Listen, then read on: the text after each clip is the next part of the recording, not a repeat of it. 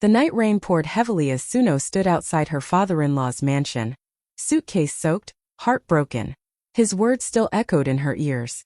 "You are worthless, a burden, not fit for my son or my family." She wanted to scream, to cry, to beg for just a little dignity. But instead she whispered to herself, "One day, he will choke on these words, and he won't even see it coming." From the very first day Suno stepped into her husband's home, she felt the coldness in Chief Camilla's eyes. He looked at her as if she had stolen something that belonged to him. To him she was not good enough, not polished enough, not wealthy enough. He wanted his son Dulo to marry a woman from a rich family, someone who could bring status, not a girl from a simple background. Suno's gentle smile and respectful nature did not soften his heart. Instead, he made it clear with every word and every action that she was the daughter-in-law he never wanted. At family dinners where others laughed and shared stories, Suno sat quietly, enduring the sting of his sharp remarks. He would mock the way she dressed, belittle the meals she cooked, and compare her to the daughters of his friends. "My son deserved better," he often said aloud, not caring how his words cut her soul. The other relatives, too afraid of the powerful man, only looked down or forced nervous smiles, never defending her. And Dulo, the one person who could have stood by her side, remained silent, afraid of challenging his father's authority. His silence became a louder wound than the insults themselves. Every visit to the mansion reminded her that she was an outsider in a place she was supposed to call home. When she tried to serve tea, Chief Camilla would push the cup aside and call for a servant instead. When she dressed up for family gatherings, he would find a way to make a joke about her appearance, leaving her feeling small before the crowd. Even her attempts at kindness, bringing him gifts, showing him respect, were brushed aside as worthless. Yet, despite the humiliation, Suno did not lash out. She carried her pain quietly, holding it deep in her heart. She reminded herself that she was here because she loved her husband, because she believed marriage meant sacrifice. She told herself that one day, her goodness would be seen, her worth would shine through. But deep inside, every cruel word was planting a seed of strength. She was learning to endure, to stay calm in the storm, to prepare for the day when life would turn in her favor. Chief Camilu believed he had broken her spirit, that she was weak and helpless under his roof. What he never realized was that his rejection was shaping her into someone far stronger than he could imagine. While he saw only a poor, unwanted woman, fate was quietly preparing her for a story he would never expect. And though she stayed silent in those painful days, Suno's silence was not weakness. It was the calm before the rise. That it was supposed to be a happy evening, a family celebration filled with music, food, and laughter. Relatives and friends gathered in Chief Camilla's grand hall, dressed in their finest clothes, ready to honor the man who loved to show his power and wealth. Suno had dressed as simply as she always did, wearing the modest gown she could afford. She moved quietly, helping to serve drinks, greeting guests with a smile, trying to blend in so that her presence would not upset her father-in-law. She hoped that maybe just for one night there would be peace. But peace was never what Chief Camilu allowed her. As the evening grew lively, he stood in the center of the room, holding his glass high, enjoying the attention of the crowd. His voice carried across the hall as he praised his sons, his wealth, and his achievements. Then, with a smirk, he turned his eyes on Suno. "And look at this one," he said loudly, pointing at her so everyone could see. "This one brings nothing but shame. My son deserves a queen, not a beggar." The room went still for a moment, then came the laughter. Guests covered their mouths, some tried to look away, but many laughed openly because nobody dared to challenge the powerful man. Suno stood frozen, her hands trembling, her face burning with embarrassment. She wanted to disappear, to run out of the hall, but her feet felt heavy. She glanced at Dulo, her husband, silently begging him with her eyes to speak, to protect her, to say something, anything. But he sat motionless, staring at his plate, too afraid of his father to open his mouth. His silence spoke louder than words, and it cut Suno's heart in half. Every laugh felt like a knife. The room that was supposed to be filled with joy became a place of shame. Suno lowered her head, trying to hide the tears that threatened to fall. She excused herself gently, whispering something about needing air, and walked out of the hall with steady steps, even though inside she was breaking. No one stopped her, no one followed her. She was alone in her pain, left to carry her humiliation in silence. Outside, the night air was cool, but it did nothing to calm the fire in her chest. She leaned against a wall, tears finally escaping down her cheeks. She thought of all the insults she had endured before, but this one felt different. This one was too public, too cruel, too heavy to ignore. Yet, hidden beneath her tears, something new began to grow. It was no longer only sadness, it was resolve. She wiped her face slowly and whispered to herself that she would not remain the weak woman they thought she was. One day they would see her worth. One day the same people who laughed tonight would be silent in shock. The night it happened, the sky itself seemed angry. Rain poured down in heavy sheets, the wind howled through the trees, and thunder rolled above the mansion. Inside, the atmosphere was just as stormy. Chief Kamilu's voice thundered louder than the sky, echoing through the hall as he shouted for Suno to leave his house once and for all. His patience, he said, was finished. He claimed she was a disgrace, a curse to his family, and unworthy of carrying his son's name. Without waiting for anyone to speak, he went into her room, pulled open her wardrobe, and began throwing her clothes into a suitcase. The sound of zippers and hangers clattering filled the house as he dragged out her few belongings, not caring if they tore or broke. With his own hands, he zipped the bag shut and pushed it across the polished floor until it stopped at her feet. His eyes were cold, his words sharp as knives. "Take your things and get out. From tonight, you no longer belong to this family." The guard stood at the door waiting for orders. Dulo stood in the corner, his face pale, his lips pressed together. Suno looked at him, her eyes pleading, her heart breaking. She did not expect him to fight his father with anger, but at least to say something, to stand beside her as a husband. But Dulo's silence was heavier than the thunder outside. He lowered his gaze, unable to meet her eyes, and that silence hurt her more than any insult from his father ever could. Chief Kamilu barked at the guards to open the door. They stepped aside as the rain lashed against the ground outside. He lifted her suitcase, dropped it in front of her, and pointed to the gate. "Leave now. And if you ever try to step back into this house, you will regret it." His words were final, his tone merciless. Suno bent down slowly, picked up the wet handle of her suitcase and stood straight. She did not argue, did not beg. Her eyes were glassy with tears, but her face carried a quiet strength. With each step toward the door, her heart felt heavier. Yet something inside her whispered that this was not the end. This was the beginning of something no one in that mansion could yet see. The rain soaked her clothes as soon as she stepped outside. Her hair clung to her face, her shoes sank into the muddy ground, but she kept walking. Behind her, the gates closed with a loud clang, sealing her out of the life she had tried so hard to hold together. She stood on the lonely street with nothing but her suitcase and her name. That night, in the middle of the storm, Suno made a silent promise to herself. She would not let this rejection destroy her. One day, the same man who threw her out would realize he had pushed away the very person who could change his fate. Suno walked away from that mansion with nothing but a suitcase. Yet what no one realized was that she carried something far greater within her, her mind. All her life, people had mistaken her quietness for weakness, but inside she carried a strength shaped by years of struggle and her late mother's lessons. Her mother had often told her, "Even if you have little, use it wisely. Money is like a seed. If you plant it with care, it will grow into a tree." Those words stayed with Suno, buried deep in her heart, waiting for the right time to bloom. Before her marriage, Suno had been curious about business.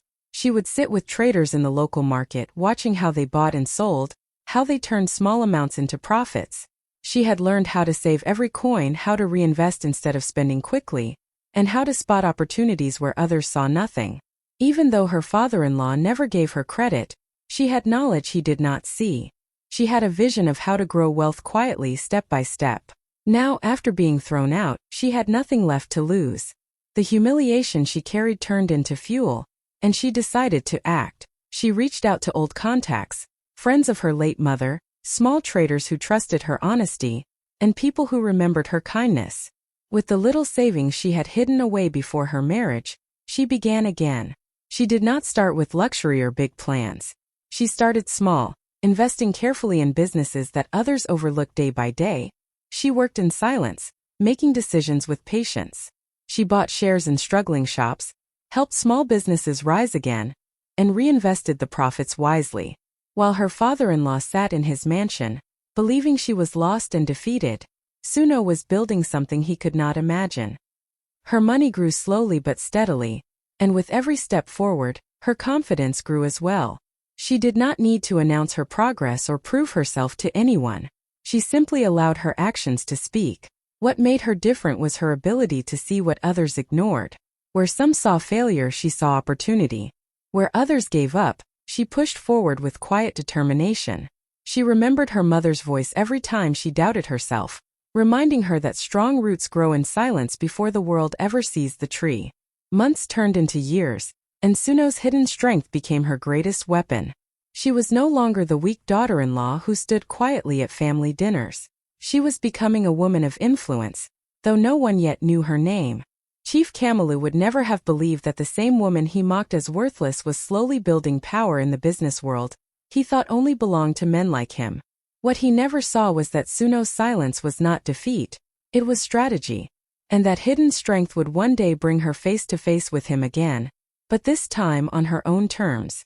Chief Kamilu had always been known as a man of power and wealth. People bowed when he entered a room. His words carried weight, and his businesses seemed untouchable. But power built on arrogance is never steady. Slowly, the cracks began to show. At first, they were small, wrong investments, overconfidence in risky deals, and too much trust in people who only wanted to use him. But instead of correcting his mistakes, Chief Kamilu ignored them, believing his name alone would keep his empire strong. His greed pushed him further. He borrowed more money than he could return. He signed contracts without reading the fine print, and he dismissed the advice of those who warned him. To him, admitting a mistake was a weakness, so he carried on as if nothing could harm him. But those closest to him, the associates who smiled at his table, began plotting behind his back. They stole from him, tricked him into losing deals, and slowly drained his empire dry. Before long, the businesses that once flourished began to collapse. Factories stopped running, shops closed down, and workers went unpaid.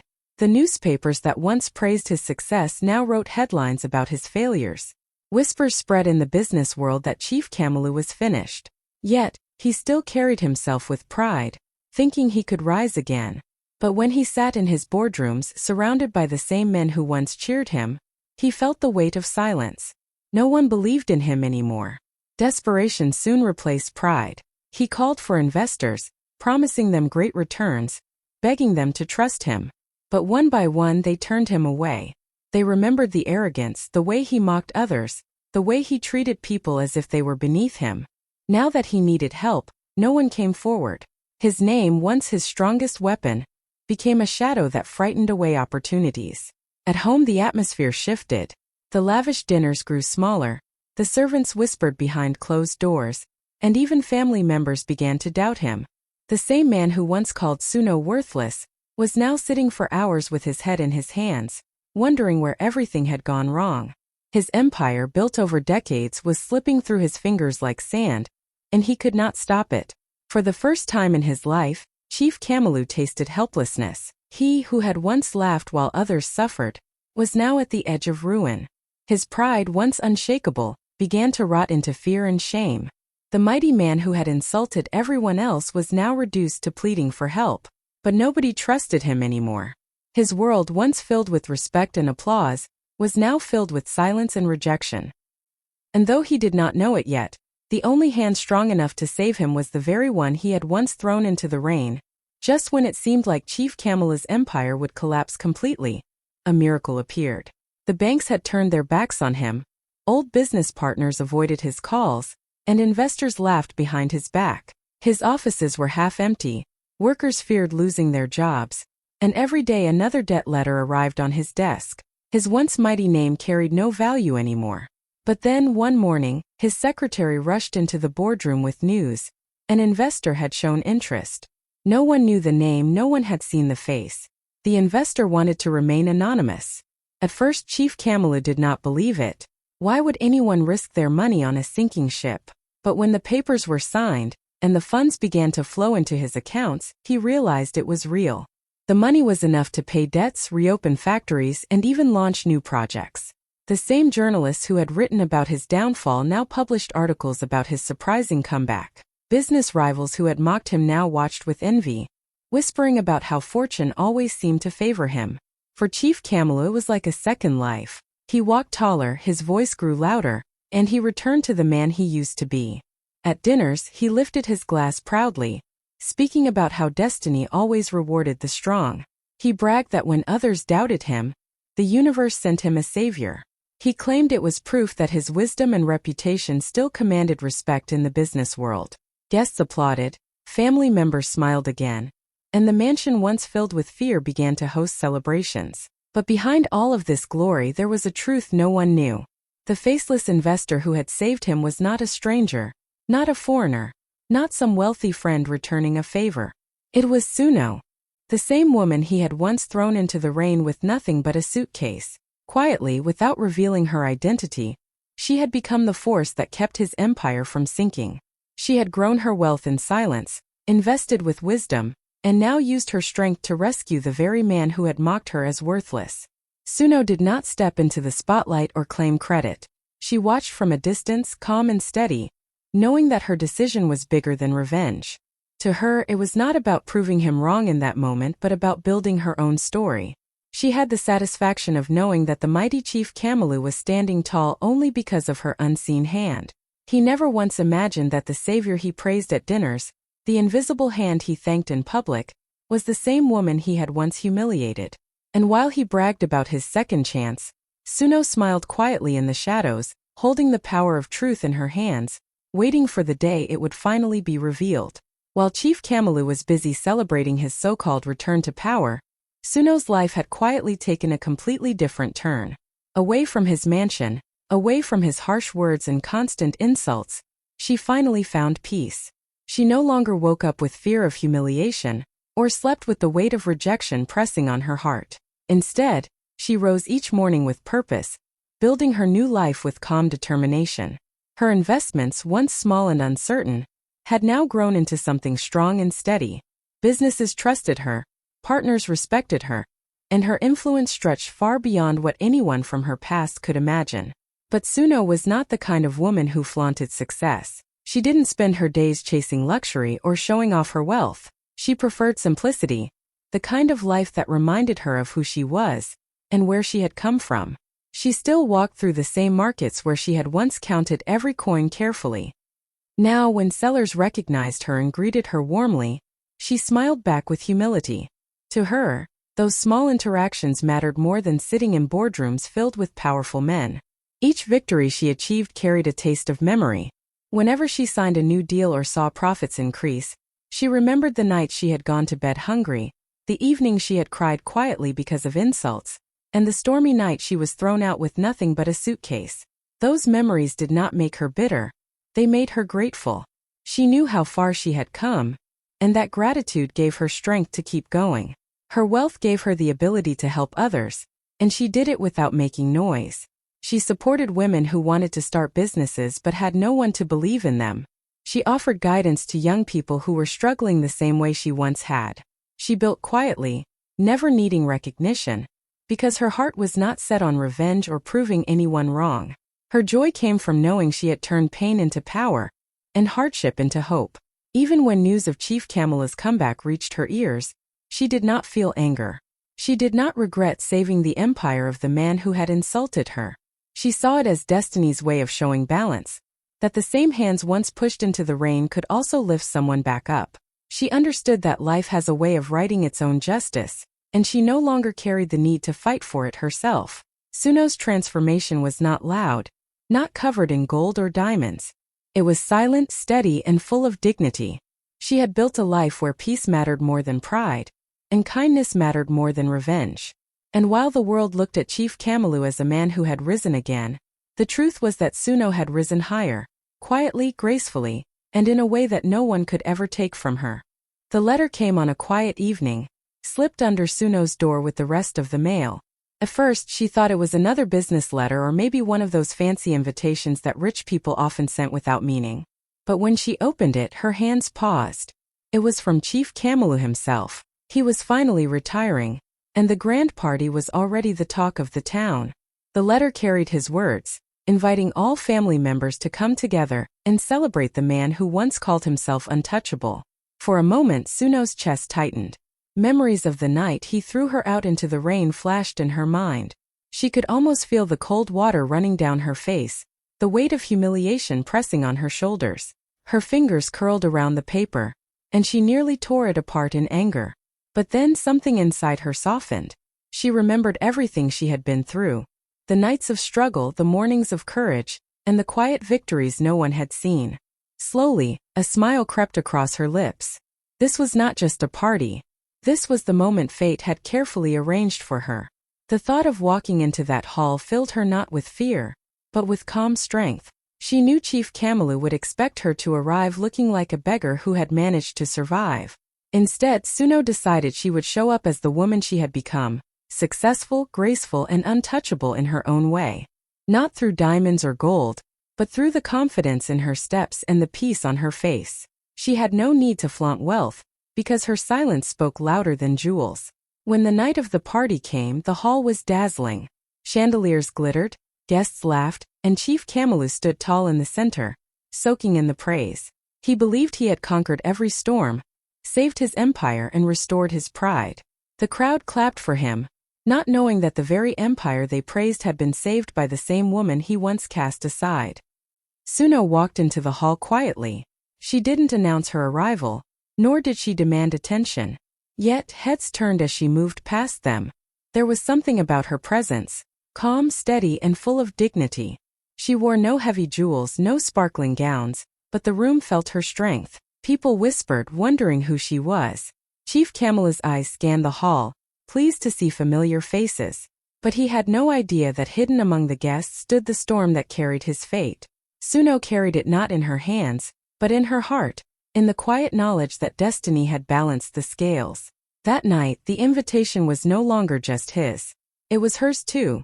The stage where the truth would slowly unfold, where the man who once threw her away would unknowingly honor the very woman who had saved his name. And Suno stood ready, calm as ever, waiting for destiny to speak. The hall was bright with music, laughter, and clinking glasses. Chief Kamilu stood proudly at the center, dressed in a fine suit, his smile wide as he raised his glass. He praised himself for his long years of hard work, his wisdom, and most of all the mysterious person who had once saved his company from collapse. Everyone leaned closer, eager to hear who that person might be. But before he could go further, Suno slowly rose from her chair. The room went silent, every eye turning to her. She did not rush, nor did she tremble. Her face was calm, almost unreadable. She reached into her bag and brought out a slim folder, placing it carefully on the long table before the family and guests. People whispered, confused, wondering what she was about to do. Then, without saying a word, she gave a small nod. The projector screen at the far end of the hall came alive with a flicker of light. One by one, documents filled the screen. Bank transfers, receipts, legal papers, all carrying Suno's name. The very money that had rescued the company, the very transactions that had pulled Chief Kamilu's empire back from ruin, had come from her. A wave of gasps spread across the room. People leaned forward in shock, covering their mouths, staring at her in disbelief. Chief Kamilu froze. His hand, still holding the glass mid-air, began to tremble. The confident laughter that had filled the room just moments ago disappeared. He could not find his words. The truth was too heavy, too sharp, cutting through the pride he had worn like a crown. Suno stood there quietly, not needing to shout or explain. The documents spoke louder than any voice could. Guests turned to one another, murmuring, "It was her all along? She saved everything? The woman he once called worthless." Chief Kamilu's face drained of color. His eyes darted from the screen to Suno, searching for a way out, but there was none. The hall that had been filled with admiration for him now echoed with silence and judgment. He had mocked her, rejected her, pushed her aside. Yet it was her sacrifice, her wisdom, her silent strength that had kept his name standing. The moment stretched endlessly. Suno did not smile, she did not gloat. She simply stood with dignity, letting the truth settle like a stone in every heart present. In that single reveal, she turned the balance of power without anger, without revenge. The hall now belonged to her. Chief Kamilu lowered his glass, his pride shattered, his legacy rewritten, and the whole world watching knew exactly who the true savior was. The hall grew so quiet that even the clinking of glasses stopped. Chief Kamilu's lips shook as he tried to form words, but nothing came out. His pride had finally broken, yet Suno did not wait for him to speak. She stood tall, her voice calm but sharp enough to cut through the silence. "Worthless women do not save dynasties. Remember that," she said. Every head in the room turned toward her, eyes wide with shock. Some mouths hung open, others whispered, but no one dared to interrupt. Chief Kamala's face drained of color, his glass still frozen mid-air, his power crumbling faster than anyone could imagine.